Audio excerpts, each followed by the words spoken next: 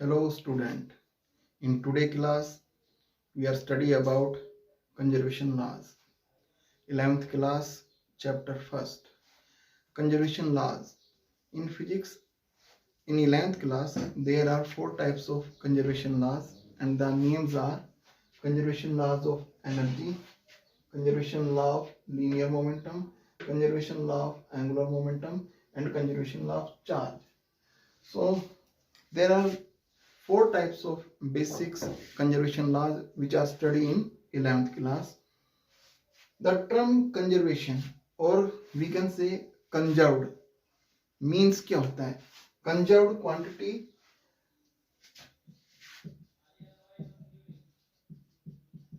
conserved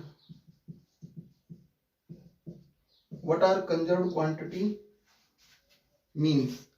Conserved quantity means the quantity या the physical quantity which are remains constant during time.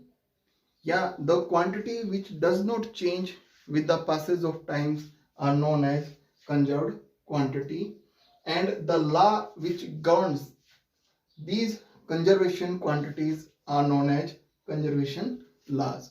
वो quantity या वो physical quantity जो समय के साथ चेंज ना हो वो कंजर्वेशन क्वांटिटी कहलाती है, और उनके द्वारा जो लॉज ऑब्टेन होते हैं वही लॉज कंजर्वेशन लॉज कहलाते हैं। तो सबसे पहले जो हमारा टॉपिक है कंजर्वेशन लॉ ऑफ एनर्जी, हम इसके बारे में डिस्कस करते हैं।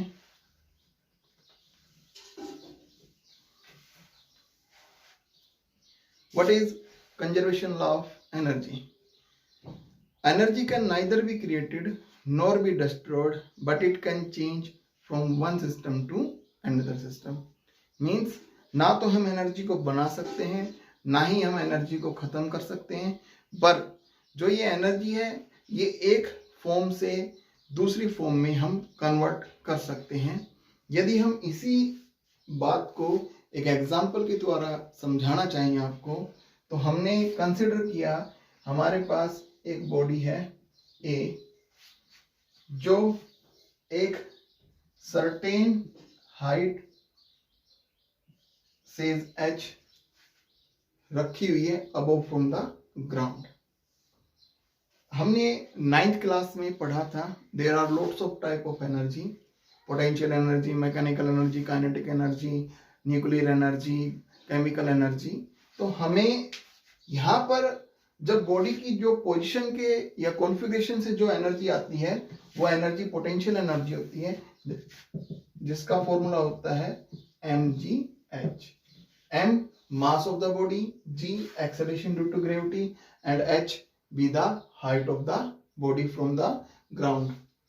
तो यहाँ पर इस बॉडी A के पास अब क्योंकि एक सर्टेन हाइट पर है और ये रखा हुआ है उस ग्राउंड से सर्टेन हाइट पर, तो इसके पास अब पोटेंशियल एनर्जी है, और जब ये बॉडी रेस्ट पर है तो इस दौरान इसके पास काइनेटिक एनर्जी 0 है।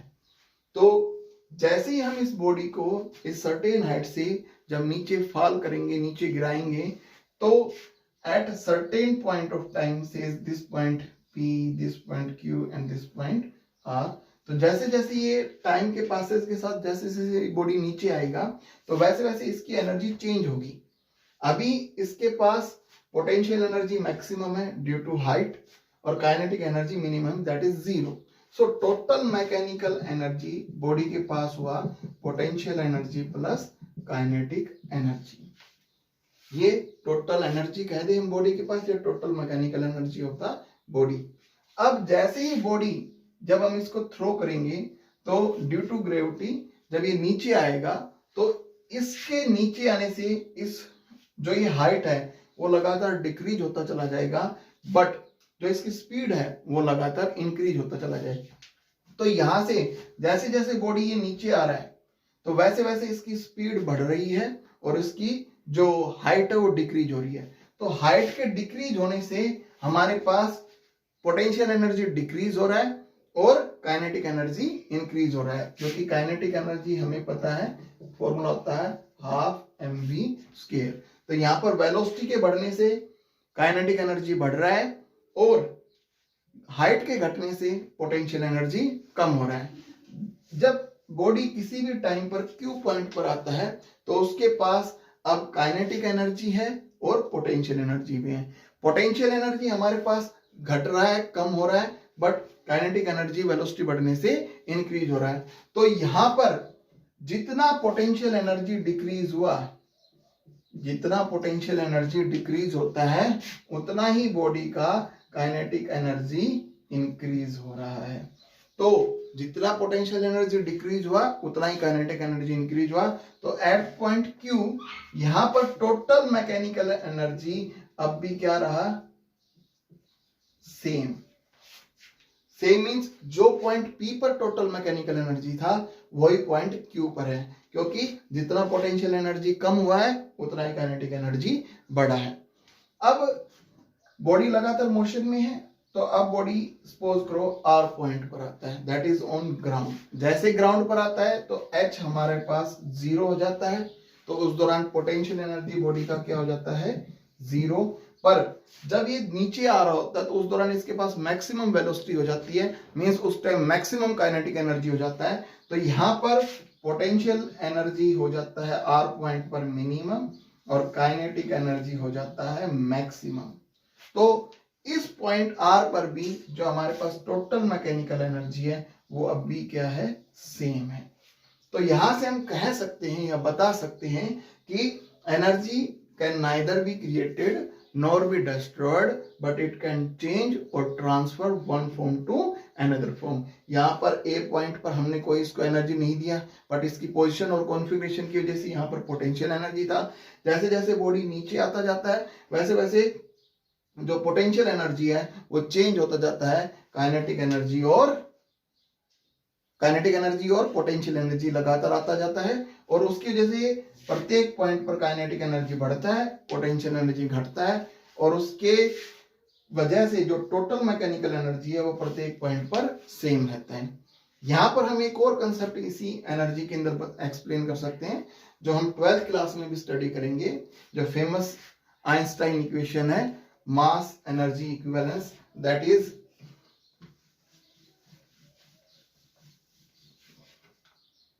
E is equal to mc square. Einstein जो एक फेमस फिजिसिस्ट था जिसने एक इक्वेशन दिया था मास एनर्जी इक्विवेलेंस का। यहां पर E रिप्रेजेंट करता है एनर्जी को, M मास को और C स्पीड ऑफ लाइट को। तो यहां पर आइंस्टाइन के अकॉर्डिंग जो एनर्जी है वो किसके इक्विवेलेंट होता है, मास के। या हम ये कहें कि जब एनर्जी कन्वर्ट होता है, चेंज होता है, तो किस में चेंज हो जाता है, मास में, या जब मास चेंज होता है तो किस में कन्वर्ट हो जाता है, एनर्जी में। यदि हमारे पास एक गिलास ऑफ वाटर है और उस गिलास ऑफ वाटर को हमने कंप्लीटली बॉयल किया, तो जब जैसे जैसे उस वाटर का टेम्परेचर बढ़ेगा वो स्टीम एनर्जी में कन्वर्ट होना स्टार्ट हो जाएगा, और स्टीम एनर्जी को हम कंडेंसेशन के दौरान दोबारा जब ठंडा करके वापस वो वाटर में कन्वर्ट होगा, तो जितना पानी हमने गर्म किया था और वापस स्टीम से कन्वर्ट होके जितना पानी हमारे पास आया, दोनों का जो अमाउंट है वो सेम नहीं होता है। इसका मतलब क्या हुआ, जो मास था यहाँ से वो कन्वर्ट हो गया एनर्जी में। तो यहाँ से ये famous Einstein mass energy equivalence equation है, जो ये बताती है कि मास कन्वर्ट होता है एनर्जी में या एनर्जी कन्वर्ट होता है मास में। तो this is about conservation law of energy. Next जो हमारा कंसेप्ट है वो है conservation law of linear momentum.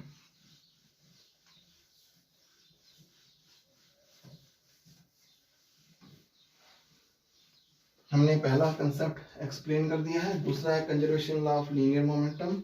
Linear momentum के बारे में आपने 9th क्लास में पढ़ा था। लीनियर मोमेंटम होता है product of mass and velocity.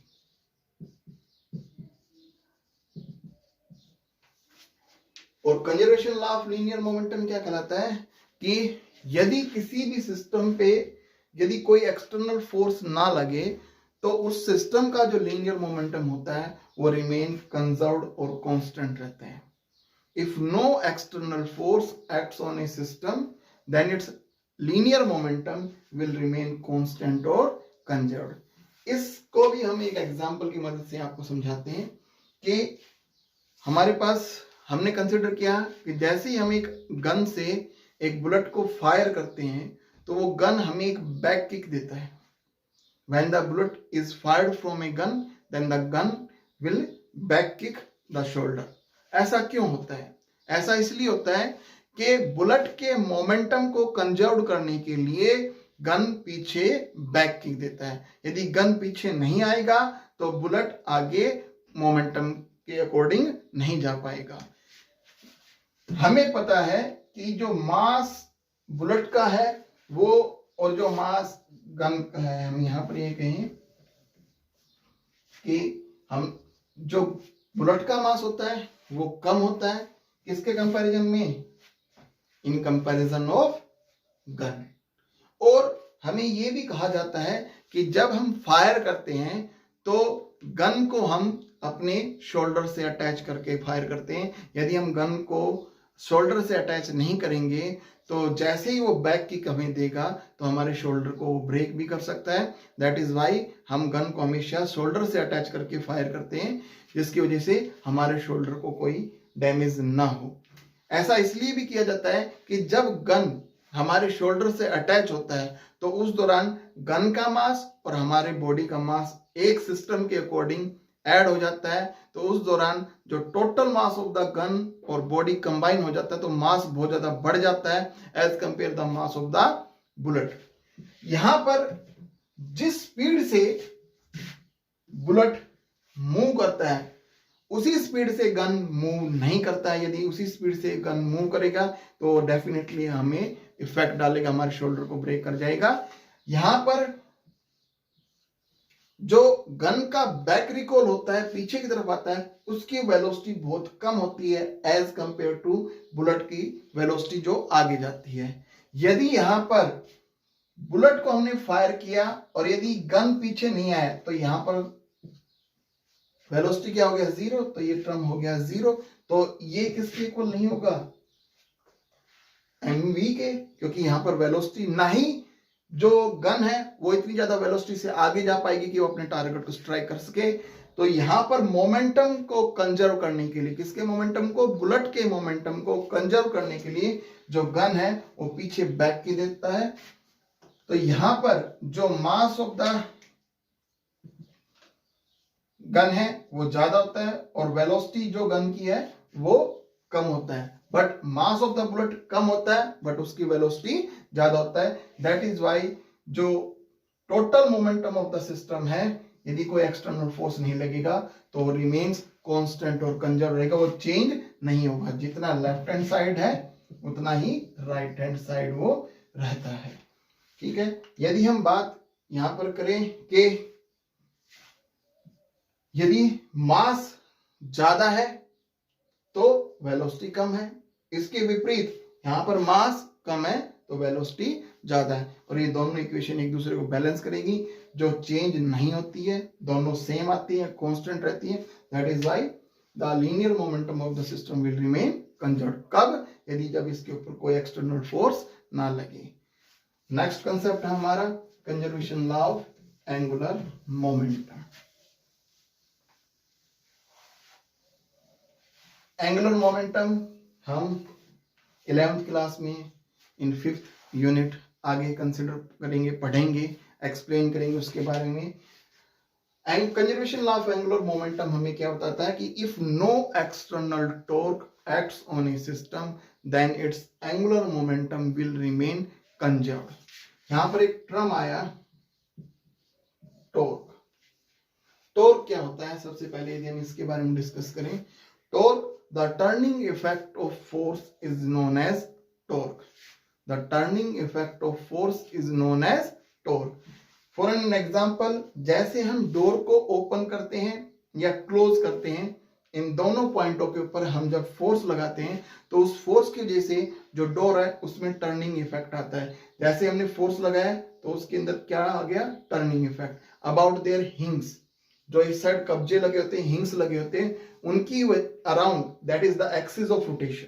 ये क्या है? उस डोर की एक्सिस ऑफ रोटेशन. और इस पॉइंट पर हमने जैसे फोर्स लगाया तो जैसे फोर्स लगाया डोर को हमने क्लोज किया, या इस साइड फोर्स लगाया तो डोर को हमने ओपन किया.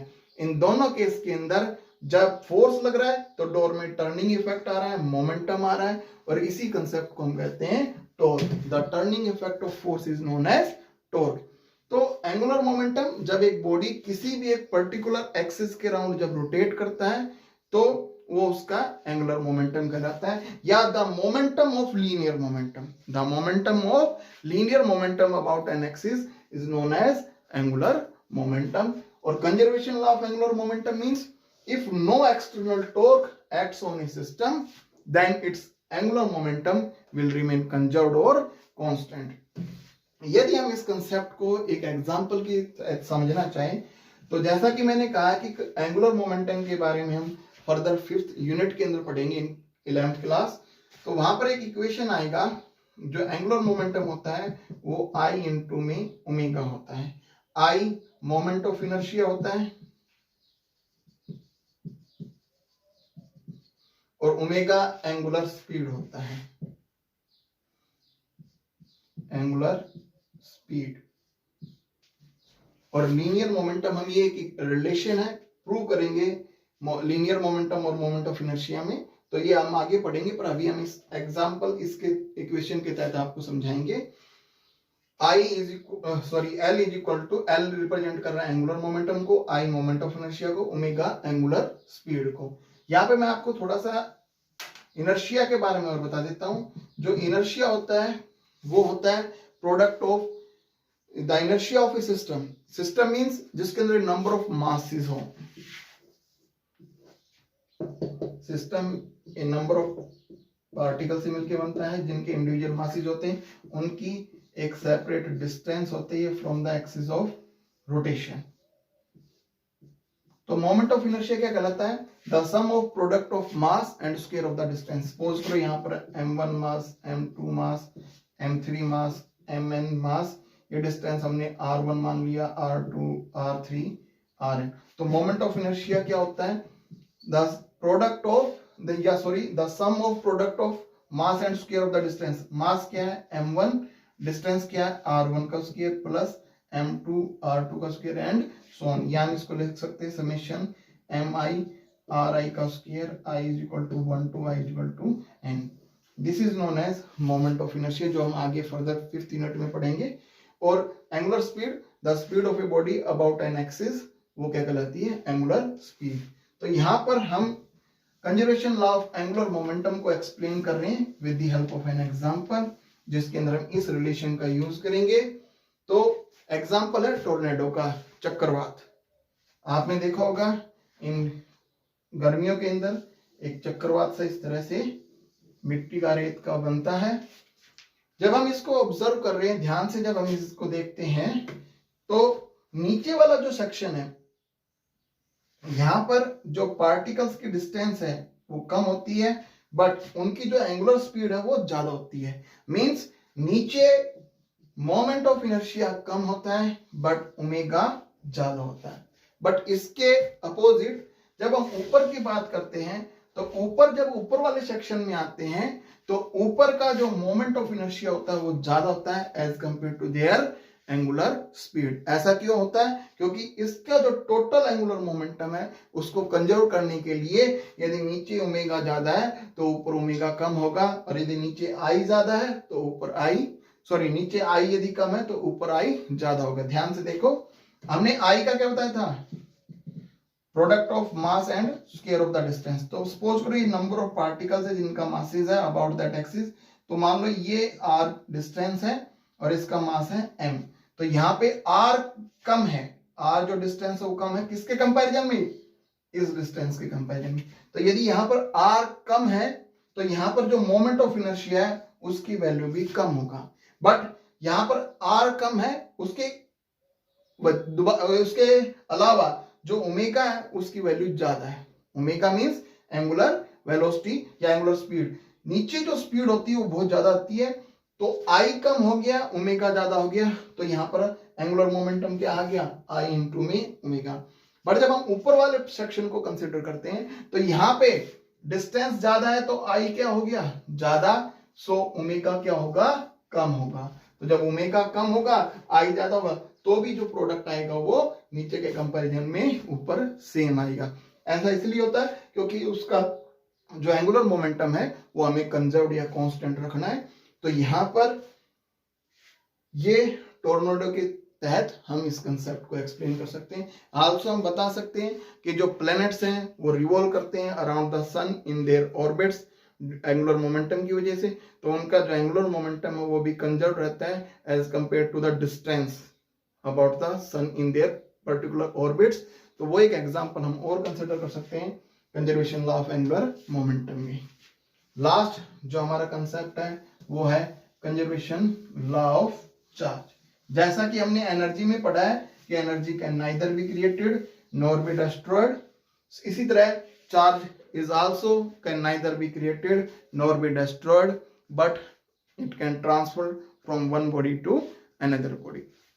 इस कंसेप्ट को भी हम एक एग्जांपल के थ्रू समझते हैं। हमने 10th के अंदर भी जब स्टार्टिंग में इलेक्ट्रिसिटी यूनिट के बारे में डिस्कस किया था तो वहां पे हमने कूलम्स लाया, चार्ज के बारे में डिस्कस किया था। Also we have discuss about charge in 12th class. So जब हम दो बॉडी को जब आपस में रब करते हैं, सपोज करो ये हमारे पास दो ऑब्जेक्ट्स हैं, body A body B. Starting में मान लो ये न्यूट्रल है, न्यूट्रल मींस इनके ऊपर कोई चार्ज नहीं है।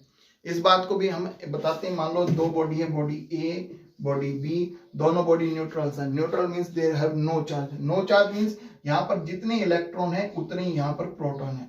तो मान लो 20 इलेक्ट्रॉन है, क्योंकि इलेक्ट्रॉन पे नेगेटिव चार्ज होता है, 20 ही प्रोटॉन है, प्रोटॉन पे प्लस होता है, तो टोटल चार्ज क्या हो गया यहाँ पर 0। टोटल चार्ज 0 मींस जितने इलेक्ट्रॉन उतने ही प्रोटॉन, और यहां से हम कह सकते हैं कि the body is neutral. Similarly मान लो ये बॉडी भी हमारे पास न्यूट्रल है, तो इस पे भी हमने सेम मान लिया माइनस और प्लस। तो जब हमने दो बॉडी को एक दूसरे से रब किया, इनिशियल में वो न्यूट्रल थी मींस नो चार्ज। जैसे हमने इन दोनों बॉडी को रब किया एक दूसरे से, ड्यू टू फ्रिक्शनल एनर्जी जो जनरेट हुआ उसकी वजह से चार्ज का मोमेंट हुआ, और मान लो एक बॉडी में से इलेक्ट्रॉन मूव कर गया दूसरी बॉडी में। जिस बॉडी में से इलेक्ट्रॉन मूव कर गया तो वहां पे इलेक्ट्रॉन की डेफिशिएंसी आ गई, कमी आ गई, तो उसकी वजह से मान लो इस बॉडी में से 10 इलेक्ट्रॉन निकल गए, तो यहाँ पे इलेक्ट्रॉन बच गए 10, प्रोटॉन बच गए 20 थे। प्रोटॉन तो मूव करेगा नहीं क्योंकि न्यूक्लियस के अंदर होता है, तो अब यहाँ पर प्लस का 10 मतलब बॉडी ए पे प्लस का चार्ज आ गया। और यहाँ से जब 10 इलेक्ट्रॉन चले गए तो इसके पास 30 इलेक्ट्रॉन हो गए, 20 प्रोटॉन थे, तो अब इसके पास माइनस का 10 इलेक्ट्रॉन, मतलब इस बॉडी पे नेगेटिव चार्ज। या हम ये कह सकते हैं जितना इस बॉडी पे पॉजिटिव चार्ज आएगा उतना ही इसके अपोजिट इस बॉडी पर नेगेटिव चार्ज आएगा। तो या हम इसका एक और एग्जांपल ले सकते हैं कि इस बॉडी को, पेन को या कोम्ब, कंघे को हम जब बालों में रब करते हैं, ड्राई हेयर के अंदर जब हम रब करते हैं, और तो उसकी वजह से वन काइंड ऑफ चार्ज इस पेन पे आ जाएगा, अनदर काइंड ऑफ चार्ज इस जो हमारे बाल है उनके ऊपर आ जाएगा। और जब इस चार्ज कोम को या इस चार्ज पेन को हम लाइट ऑब्जेक्ट्स के पास, लाइक जो पेपर, लिंट, इनके पास लेके जाएंगे, तो वहां से जो इसके ऊपर चार्ज होता है वो ट्रांसफर हो जाता है उन लाइट ऑब्जेक्ट्स के ऊपर। तो जब रब करने से पहले क्या इसके ऊपर चार्ज था? इसके ऊपर चार्ज नहीं था, 0 चार्ज था। हमने रब किया तो इसके ऊपर चार्ज क्रिएट हुआ, और जब हमने इनको इस चार्ज बॉडी को या पेन को हम लाइट ऑब्जेक्ट्स के पास ले गए तो इसके ऊपर जो चार्ज था वो ट्रांसफर हो गया उन लाइट्स ऑब्जेक्ट्स के ऊपर। तो फाइनली अब दोबारा इसके ऊपर चार्ज कितना हो गया? अब इसके ऊपर फिर ये न्यूट्रल हो गया क्योंकि चार्ज ट्रांसफर हो गया। तो यहां से हम बता सकते हैं कि charge can neither be created nor be destroyed but it can transfer from one body to another body. So in today class we are discuss about conservation laws. According to 11th class there are 4 types of conservation laws जो हमने अभी explain किया। So thank you.